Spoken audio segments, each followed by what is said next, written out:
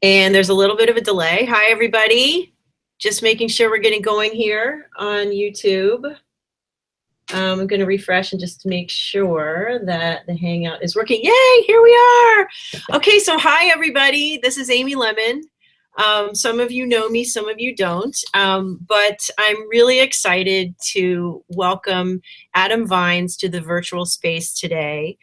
Adam is from the University of Alabama at Birmingham. So he's in Alabama and I'm in Manhattan, as you can see. So a little different of a location. Adam's the author of The Coal Life, this book right here, from University of Arkansas Press, among other collections of poetry, and he is editor of Birmingham Poetry Review. He specializes in modern and contemporary poetry and creative writing with secondary interests in early American and early modern English religious and political rhetoric, early modern English drama, ecological literature, and Southernism, which I love.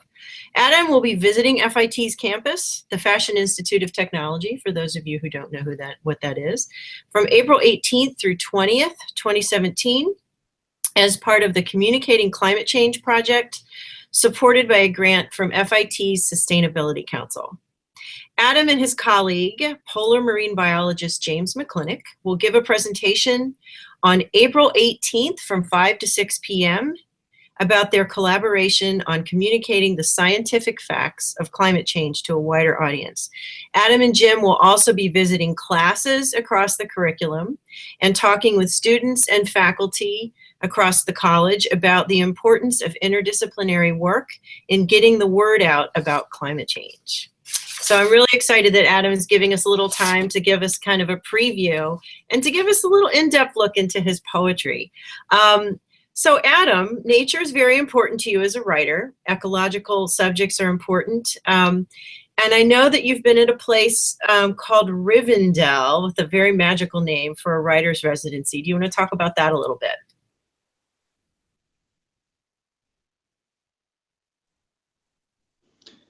Yeah, you're kind of going in and out, but I'm catching it. So I'm talking about Rivendell. Yeah, there we go. Well, I was just at Rivendell, which is in Sewanee, Tennessee, and it has a rich history because it was Walker Percy's family's land. And he spent a number of summers there and wrote a couple of his novels from that area. Brinkwood is where he lived. Rivendell is where this wonderful mansion is that overlooks Lost Cove. I spent 2 weeks there just writing poetry and hiking and reading, which is something I've never been able to do. I've always just written in little slices of time. I've never had a sustained period of time where I've been able to write. So verdict's still out as to how that affected my poetry, but I was able to draft 15 or 20 poems, which for me in 2 weeks is pretty extraordinary. I'm not a real prolific writer, but I've never had that kind of time to just think about poetry and to think about my surroundings. Every morning I would get up around 6 o'clock and I would take a hike. Sewanee has a wonderful 22-mile perimeter trail, and I would check out the natural world as I always tend to do and see where that led me. I didn't start out in academics. I started out as a landscaper, and I started landscaping when I was 12 years old and did it until I was 36 years old. So many times when I would write, which wasn't until later on in life, I would compose lines in my head and allow the environment to come in. So that kind of walking and thinking and writing, the kind of person that Thoreau describes in Walden, the hunters and fishermen and wood choppers who don't go into the woods with expectation.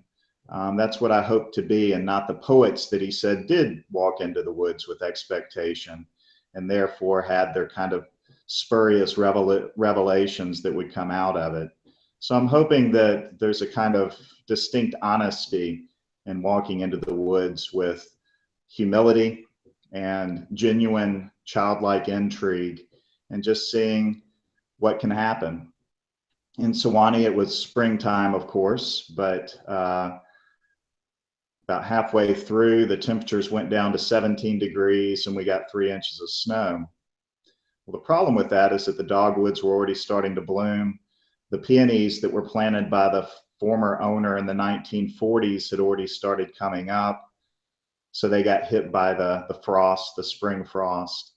And the daffodils were already up. And to wake up one morning and see the daffodils shagged with ice and blanketed with snow was a kind of sublime moment. You shouldn't be seeing those two things together in the South that often.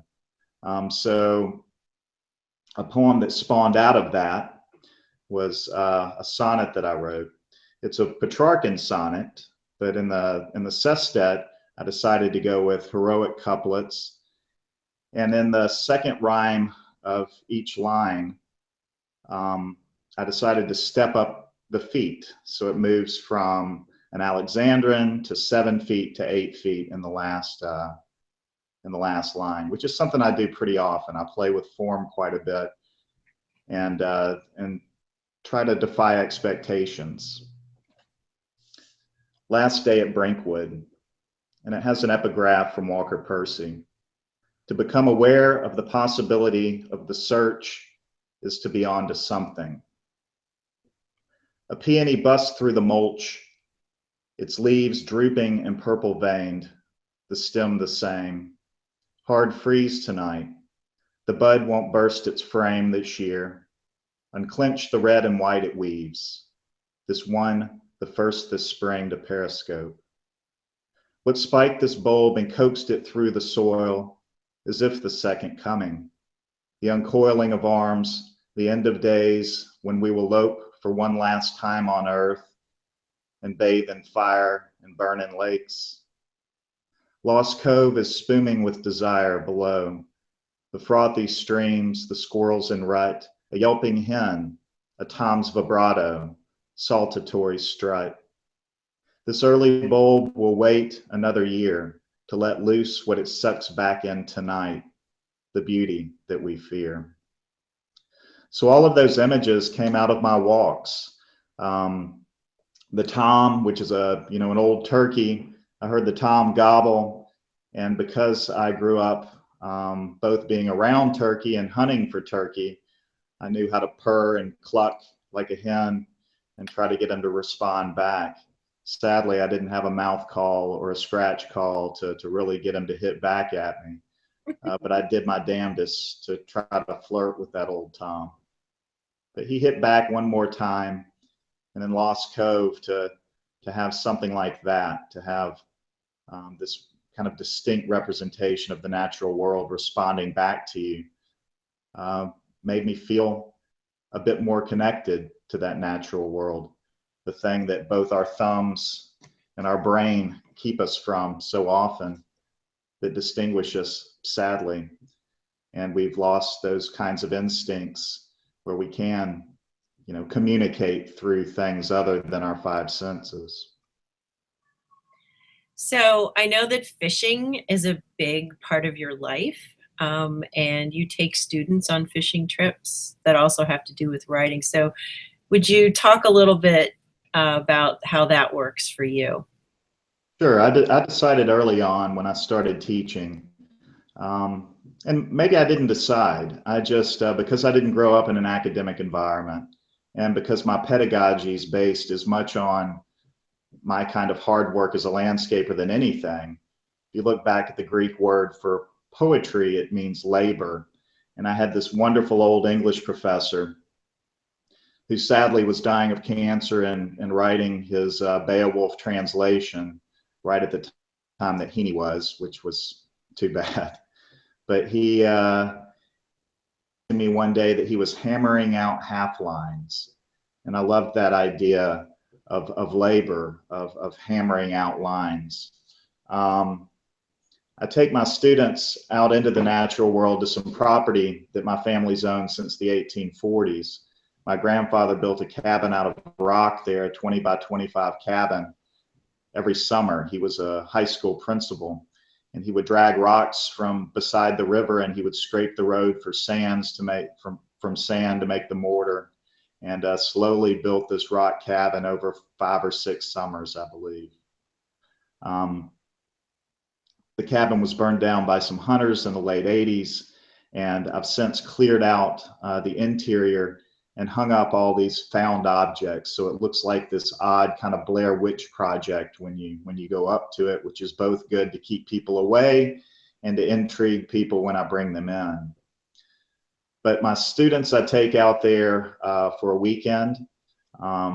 They take classes with me, or they work on BPR with me, and then I give them nicknames based on their natures, which usually has something to do with the natural world.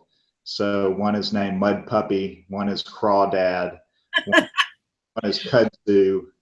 I have all Trillium. Again, just kind of paying close attention to them, giving them a nickname, and then I take them out to the property. We start out by fishing, or I have people on fishing detail, firewood detail, and fatwood detail, which is fatwood or old pine stumps that are starting to rot out, and you dig down into them and you find this sweet wood that smells like kerosene, and it's wonderful for starting fires. And then I send the other ones just kind of out into the woods to experience and take them out to the old stills. Can you see me? I'm good. Sorry, my light automatically turns off. Go ahead. Waving at me. I thought, oh. I'm sorry. It's a motion sensor. This is our sustainability efforts at FIT is to save energy, and it automatically turns off if there's no movement. So I had to move. Sorry. So so hopefully we catch fish, and then I show them how to clean the fish, and then we start a fire, and I'll cook up the fish for them, and then we'll start having conversations about poetry. And some of them will write and take notes. Some of them will write poems. Some of them will read poems. But the importance is just to be out on my family land. What I noticed the last time I was there that I hadn't noticed since I've been going, were that the insides of the walls, the rock walls, were exposed. I never would have seen them if we wouldn't have had the fire. And my grandfather's fingerprints and his thumbs and his fingers were pressed into the mortar. And I was able to go back and kind of put my hands into his hands when he would jug, which is a wonderful verb, jug the mortar into the joints, because the trowel just wouldn't work correctly in those uneven spaces.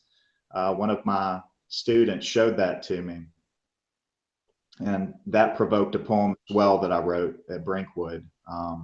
These ideas of lineage and labor, and how we're reintroduced to people like our grandfather through that labor that we love and do.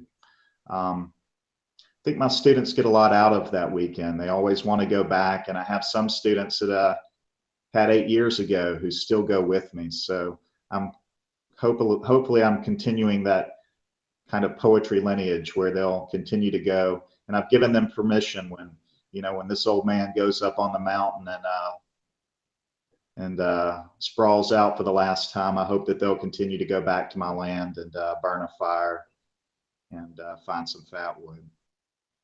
Well, that's a pretty amazing legacy and a great gift that you're giving to your students. Maybe you could read a poem. There's a fishing related poem on the Poetry Foundation website called Lures. Would you read that for us, please? I will. Yeah, this is an elegy for Scott Harris, who was he was my closest friend, and sadly he passed away 3 years ago. But we grew up from 6 years old on running the creeks, which meant that after school we would hide fishing rods under bridges and wade through creeks and try to catch brim, and then get our hides tanned when we got home for getting muddy. But it was all worth it in the end. Also, I was in New York when I first conceived of this poem, and believe it or not, in 2012 was really the first time I'd been to a big city by myself and had to maneuver a big city. I'd never hailed a cab before, which was terrifying because I didn't know how the lights on the top worked. I thought people were just, not picking me up, and I didn't know how it all worked. So the first day I probably walked 90 blocks because I didn't know how to call a cab correctly, which is probably the way I learned that you need to be in New York anyway. So I walk those 90 blocks whenever I go now, just because it's great to see the people, to hear the different languages on every street corner, the kind of things that a country boy like me just never witnessed. Lures for Scott. Last summer's fishing failures dangled from trees. A rapala and jitterbug a stand of privet paid for. Half-ounce jigs with rubber skirts and jelly worms with wide gap hooks on 10-pound test we tithed with overzealous casts at bass. Then off we'd go, our stringers bare, to find a yard to cut, a truck to wash, so we could fill the tackle box we shared again. Today it's 12-12-12, the Mayan end, and I, a country boy in Brooklyn for the week, will hail a cab for the first time and think of cows unnerved by fish we missed, and shouts of shit that followed, and dawns to dusks, and always back with you, my childhood friend. Our girls will never know that pond's deep hole a baseball diamond now fills, the city leader's bright idea, or how their fathers sitting in the bleachers on Saturdays a couple decades later can almost feel the stinging nettle against their thighs, the lunker large mouth sweeping the bed with her tail while plastic lizards jerk and drag across the third base line. Or how when we untrain our ears to baseball's cracking bats and bitchy parents called strikes and alike, we hear the peepers sounding off in oaks on down the way, our mothers' and fathers' voices calling us home, not too far behind or ahead. So the pond that I'm talking about and the baseball diamond is a wonderful story. We had this pond, Shiflett's Pond, that was in an old dairy farm. It was about a mile away from our house, and we would walk there and fish it. In the mid-90s, Hoover City, an unincorporated city, bought the land and tried to fill in this pond and put baseball fields everywhere. Well, they must not have had very good engineers when they thought about the design, because every time it rained really heavy, that lake came back and took back that baseball diamond. So it was completely flooded. It seemed to make perfect sense to me. And a bit of that comes into the poem, the imagining that exact place being the deepest hole in the lake and where we would cast and the lures that we would use and the kind of experience of, again, poets are great liars. So I make this pond, a block or so from my house, even though it was a mile away. But I guarantee our mothers and fathers were screaming for us, at dark, not knowing where we were, even though they probably knew exactly where we were.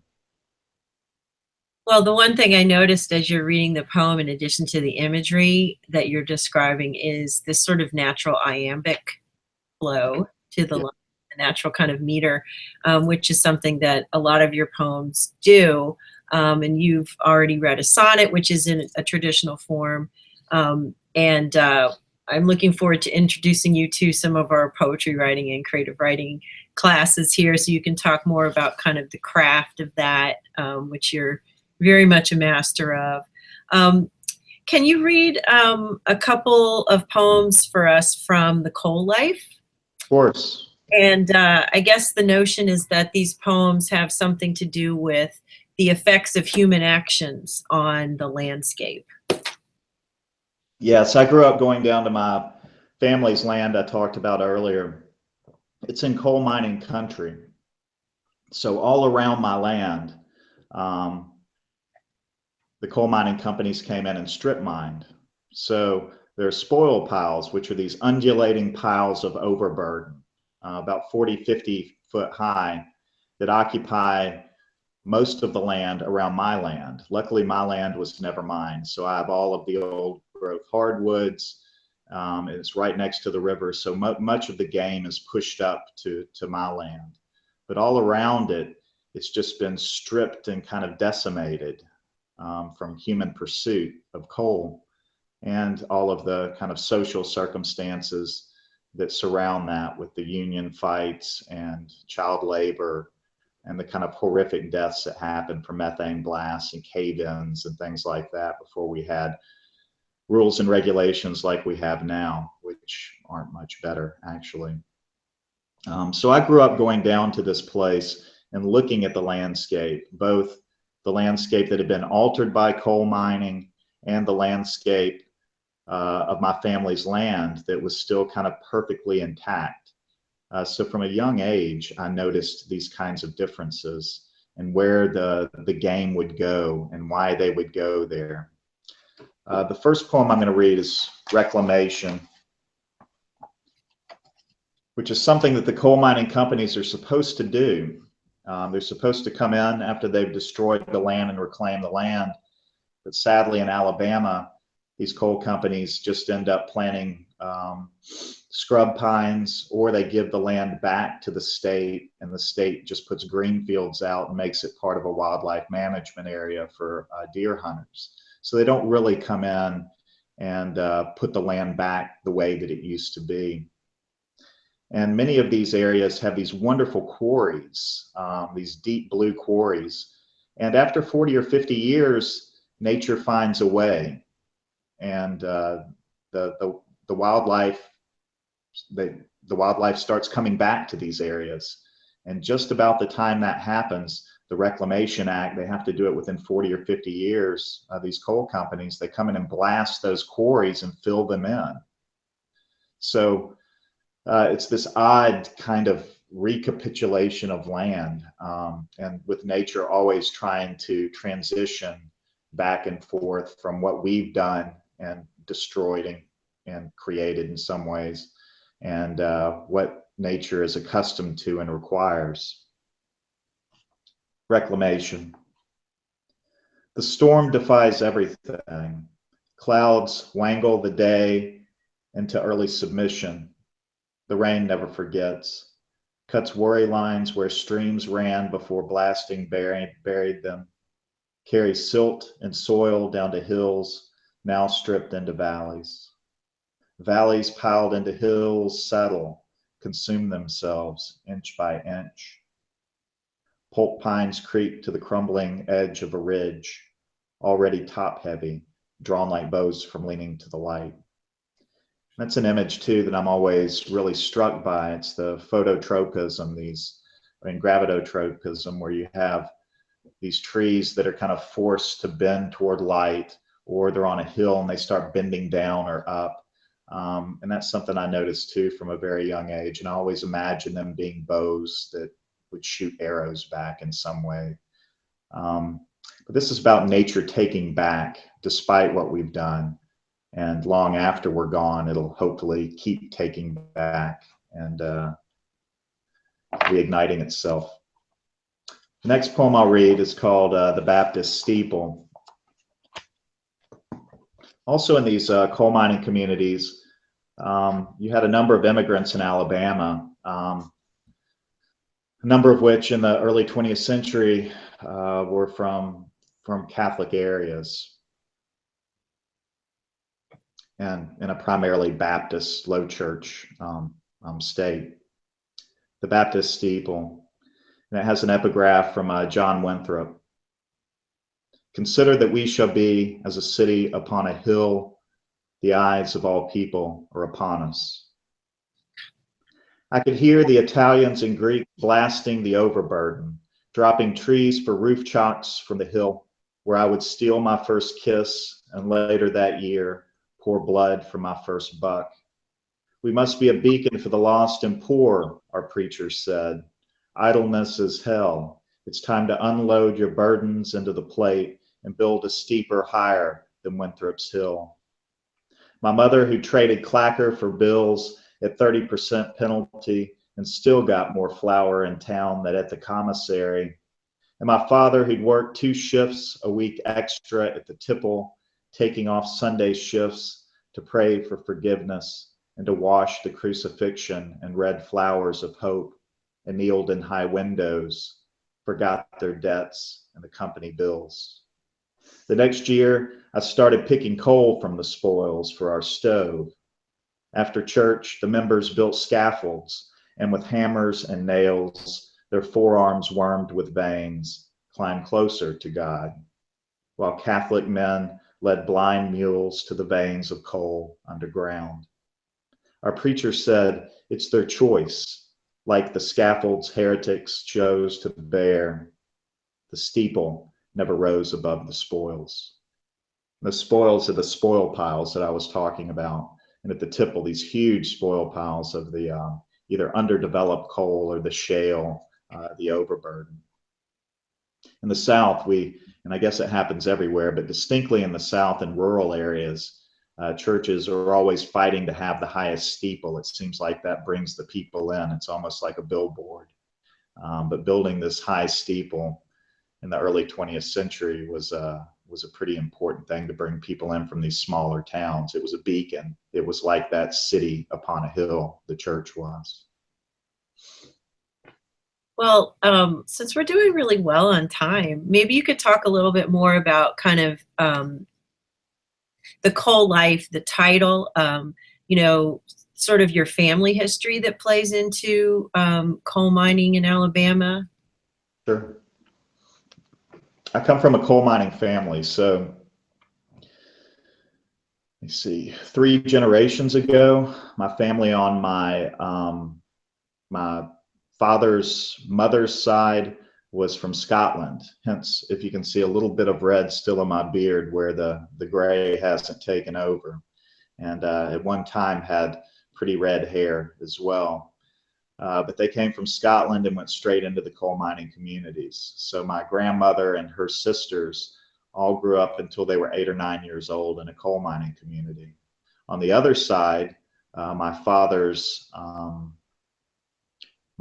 father's side, they too were in the mines, but that was 3 generations ago. And my great-great-grandfather actually rode the ferry across the Warrior River. And that image comes up in the poems as well. These were histories that haunted me.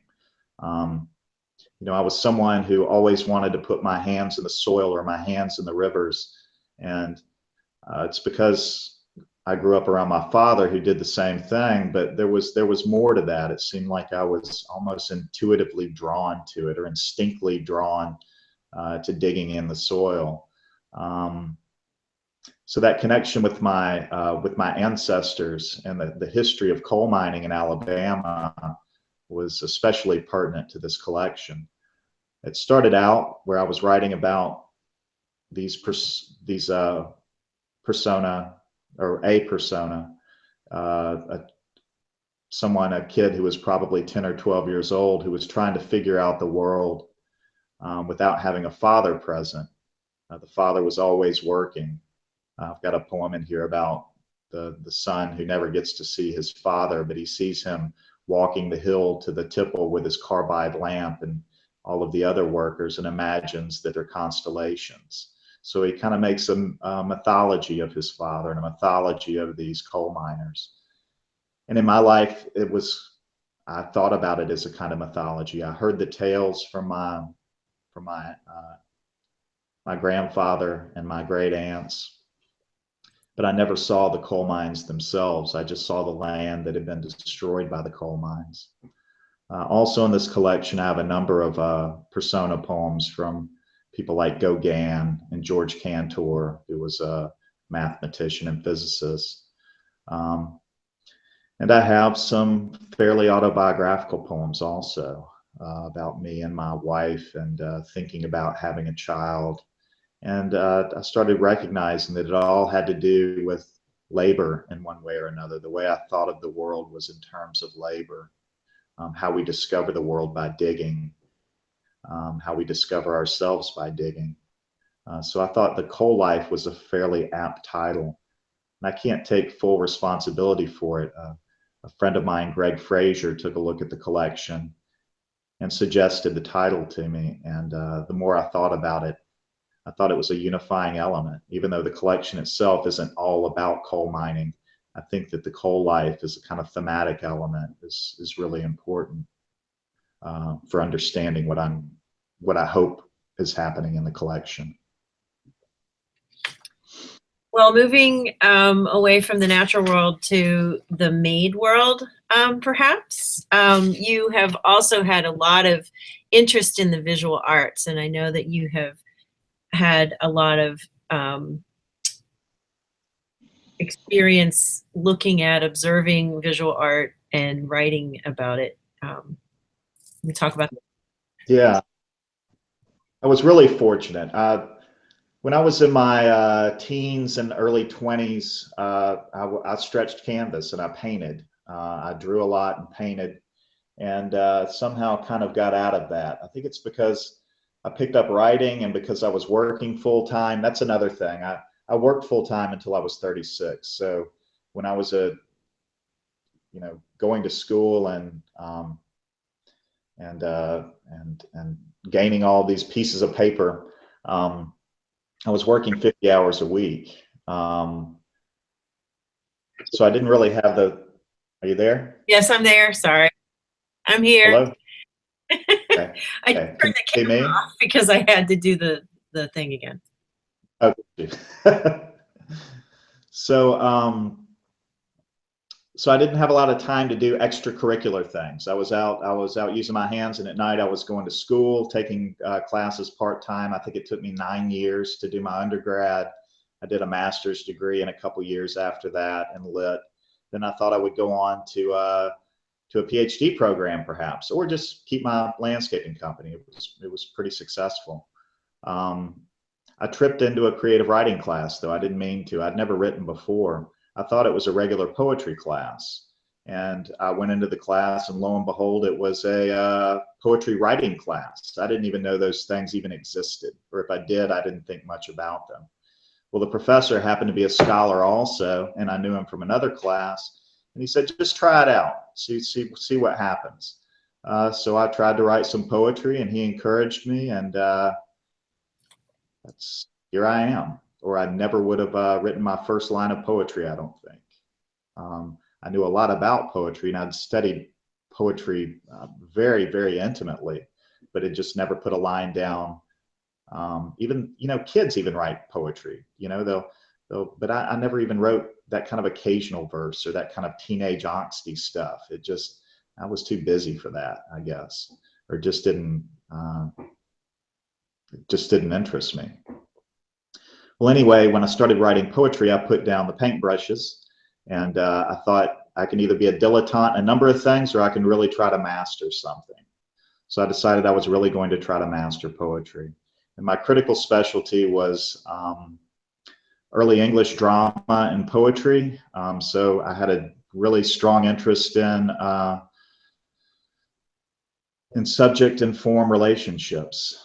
Well, anyway, I went on to an MFA program, came back, got a job, and then I started thinking about my second book after this book and realized that I wanted to get back to painting. I didn't think that I could paint actually, but I could write grants to go to museums and see the paintings that I loved live for the first time. So I wrote grants and luckily got them, and spent 10 days in New York, went to the Frick and MoMA, the Met, Guggenheim, and just wrote. Parked myself in those museums. I would see a painting that intrigued me, and I would sit down on the wall across from it or stand in front of it for hours and hours and hours drafting.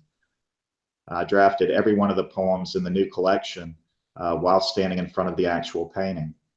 Then I went to Houston, Philadelphia, Washington, D.C.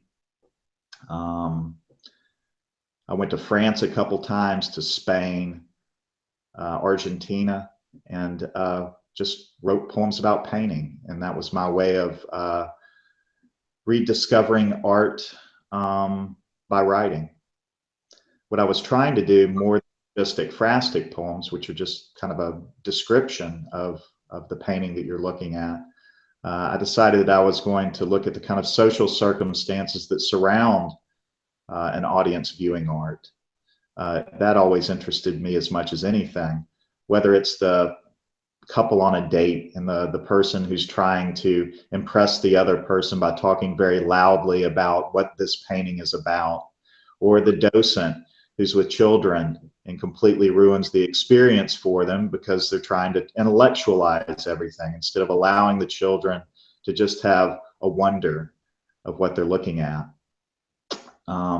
Also the people like me who were perhaps seeing a Picasso that they'd never seen live, and the kind of that moving moment when you see someone who's utterly bewildered by what they're in front of.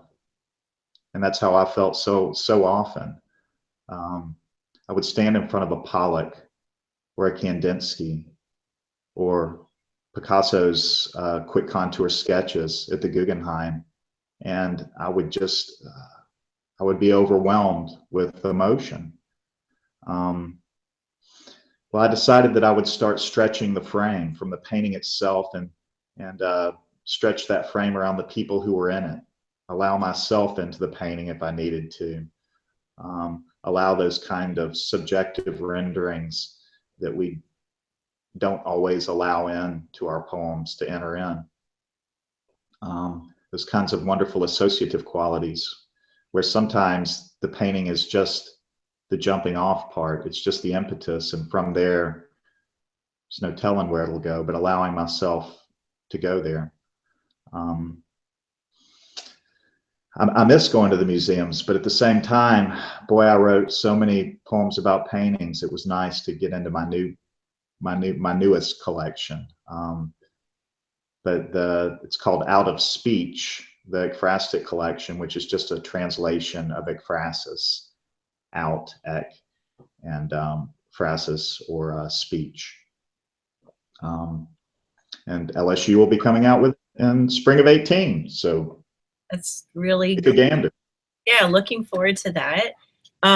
So, and I also was really glad that as poetry editor of Ducks, yes, sent me some of the ekphrastic poems they didn't actually end up in the collection. You had so many poems you had to sort of winnow and cull. But if you wouldn't mind reading one of those that is actually set in New York City at one of our museums. It is. It's set at the Met, but I've changed the title since, which happens so often since I published it with you. Okay. But it is set at the Met. It's called A Study of Intergroup Reconciliation. And it's kind of a collage of 4 pieces, which was and another really moving experience I had. And for those of you who have been to the Met, then you've seen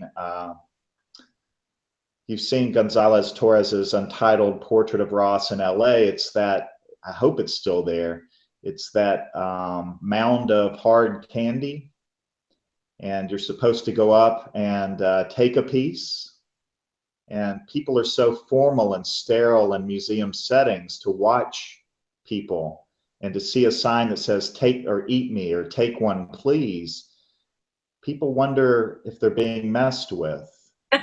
They're accustomed to not wanting to start, but the philosophy or the idea behind this installation was wonderful. This was the painter's lover, I believe, and his ideal weight was 175 pounds, I believe. He had AIDS, and so every day people come in and they eat the candy, and then at the end of the day they reweigh the pile, and they replenish the pile up to that ideal weight every day.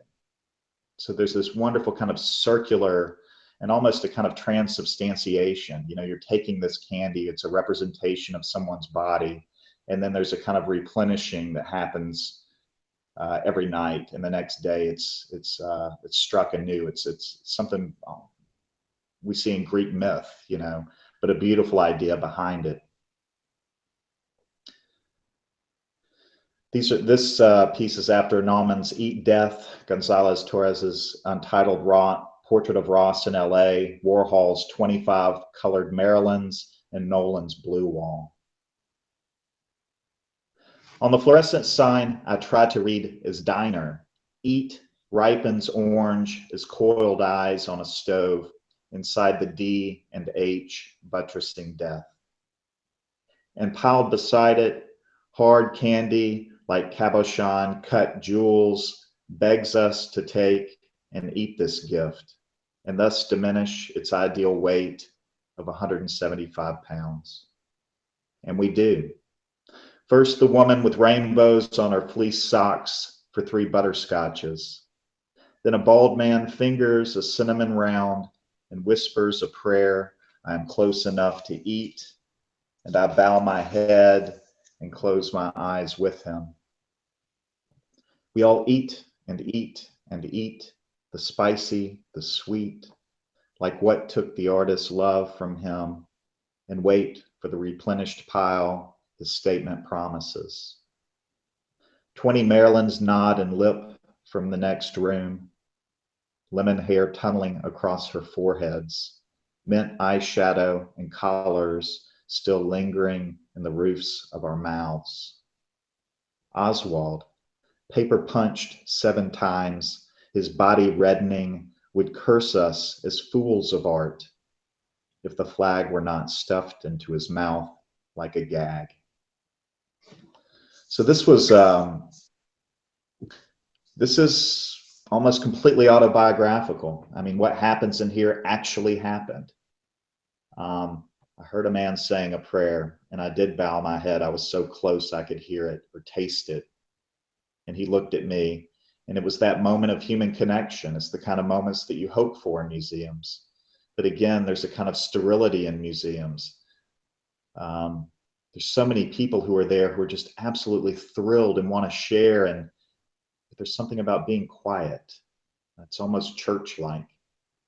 So I think that reverence is important, but at the same time, I wish there were a little room that you could jut off into, and there'd be other people there, and you could have your little parlor and talk about these wonderful things you just saw. But we're unaccustomed to that kind of human connection. I found at the Guggenheim, for instance, at the very top, I believe it was the Guggenheim, there's a cafe, and we had just seen this wonderful exhibit of Picasso's sketches in black and whites, many of which had never been shown before and came from private collections. It was the main reason I wanted to go to New York at that time, was to see this exhibit. Well, I spent, 7-8 hours winding up the Guggenheim. You get to the very top, and there's a small room with the Kandinsky in there that I love as well. And you look around the room, and everyone kind of left their earbuds in, even though we all knew that the tape was over. And it was a way to keep people from interacting. It's that strange experience where, people don't want to share. And all I wanted to do was share and make a human connection after seeing something so wonderful and beautiful. I was torn. I don't want to impose myself on anyone. I just wished that everyone would look up at each other and smile. And in a poem I wrote about it, I said, I wish that I could slice Yellow Cow that was in this Kandinsky poem and share it with everyone so that we could all have something sweet together. But it never really happened. So that's one of the kind of conflicts in the collection is, I'm studying these human interactions in a place like a museum, and it ends up being much like a church, much like a cathedral. We're in reverence of something in front of us, and we're there for the same reasons. But for some reason, even when we leave, we tend to just get in our cars or a cab and walk off, instead of really talking about the implications of what we just witnessed, what just moved us, many of us, to tears. Well, it sounds like you need to be in a focus group for an architect who is creating a new museum, because that sounds like a really great idea for designing literal spaces where people can have those kinds of conversations. And this makes me even more excited to bring you to FIT, because this is one of those places where we talk about these things all the time. Yes. we live these kinds of things. We don't always have time to chit chat and stuff, but we're working on that, and we're working on some ways to do that. And one of the things we're going to be doing when you're here, of course, is having you and your colleague James McClintock, Jim, visit different classes. You're also going to be chatting with students and their faculty members who are working on student projects that take the scientific facts of climate change and communicate it in a creative way, in an effective way to a general audience. So I'd love to hear a little bit about your work with Jim, just a little preview, because you guys are going to be talking in depth about this on Tuesday, April 18th. From 5 to 6 p.m. in the Katie Murphy Amphitheater. This is open to the public, everybody, by the way. I will put a link to this information in the, you'll see it in the description here. But you can also go to fitnyc.edu/climate for more details and to sign up for more information.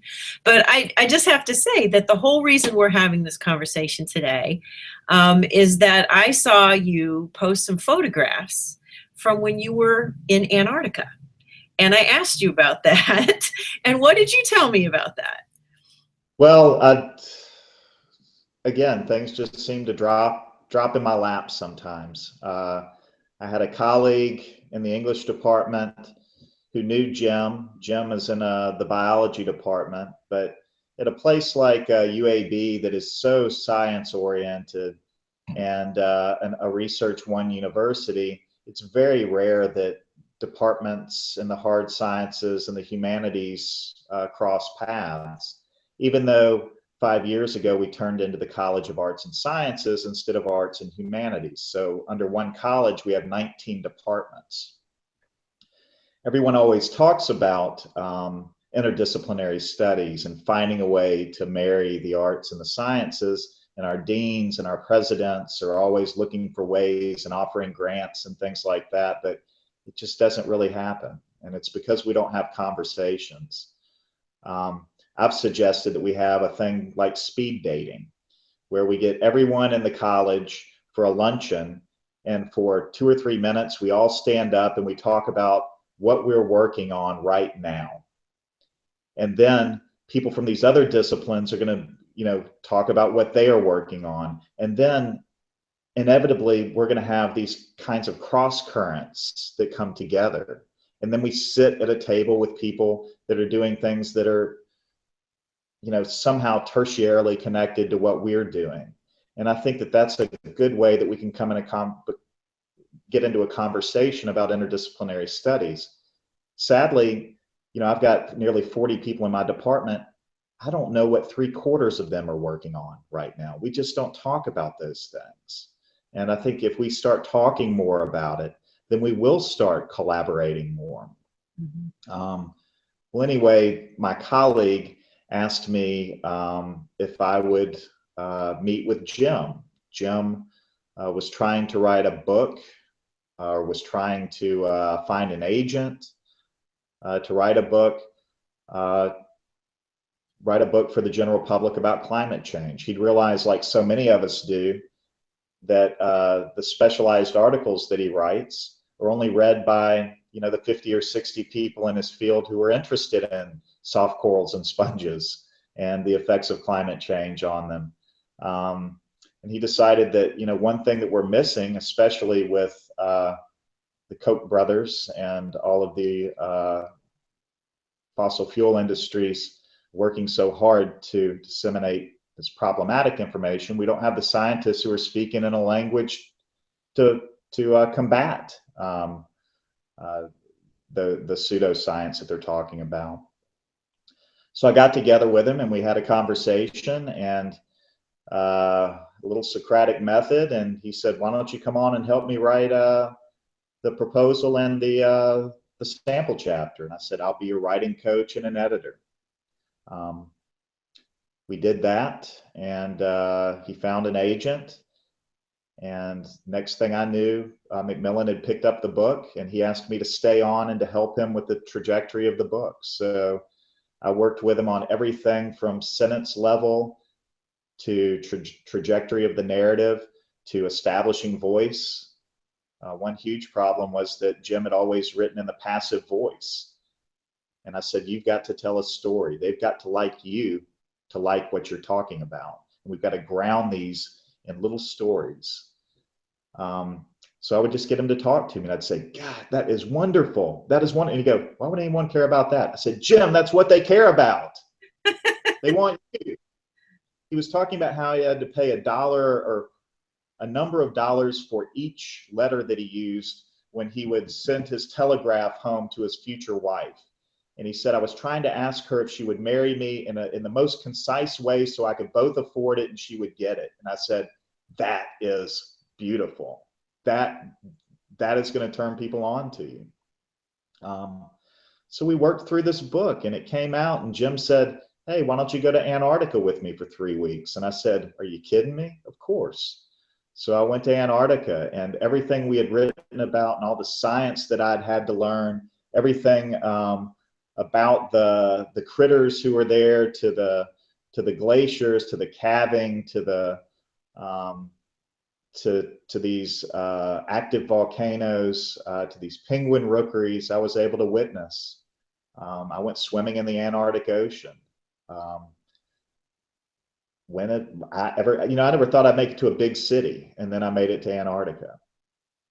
The second book we worked on, it's called A Naturalist Goes Fishing, and we both are avid fishermen and have a love for fishing. So these are stories that are grounded in specific places around the world where he fished that are affected by climate change. But again, they're grounded in Jim as a person and what it means to be a human struggling with being connected to the natural world, but at the same time being the one who's kind of destroying the natural world. I think that that's an important paradox that we have. Even if we're environmentalists, we realize that in some ways we are the invasive species that's gone everywhere and infiltrated everything. Well, that connects for me back to your writing about the coal. Yeah. And the fact that coal was what sustained, I mean, it provides many things. And for your family, it was a living, but it also destroys. So that idea of creation and destruction at the same time. Well, it's been so great to have your time today. Really appreciate it, and looking forward to welcoming you and introducing you to my students, colleagues, everybody here at FIT. We're also excited to say that Jim has already recorded a video. He meets the most interesting people. He met a professional filmmaker, and so in a couple days we're going to have a brief film that he recorded just for FIT in Antarctica in Palmer Station. I guess he's heading back to Birmingham. He should be getting home in the next way. Actually, I think that he may be here or he's on his way from Argentina right now. So yeah. Great. So again, for those of you who are watching this and want more information about communicating climate change at FIT, go to fitnyc.edu/climate. There also are links there to lots of resources, including writing prompts for poetry about nature, about ecology, that were provided by Adam for writers, for teachers of writing, and just really excited about this. And I'm going to use my technological resources to, after this recording is set up, add some URLs and links so people can read your poems and check it out. Thanks again. And you're great. Oh, well, you're great. No, you're great. I'm just going to say goodbye to everybody because we're going to stop the broadcast now. But this will be able to be watched and rewatched on YouTube right here. Okay. Thanks, Adam Vines. Thank you.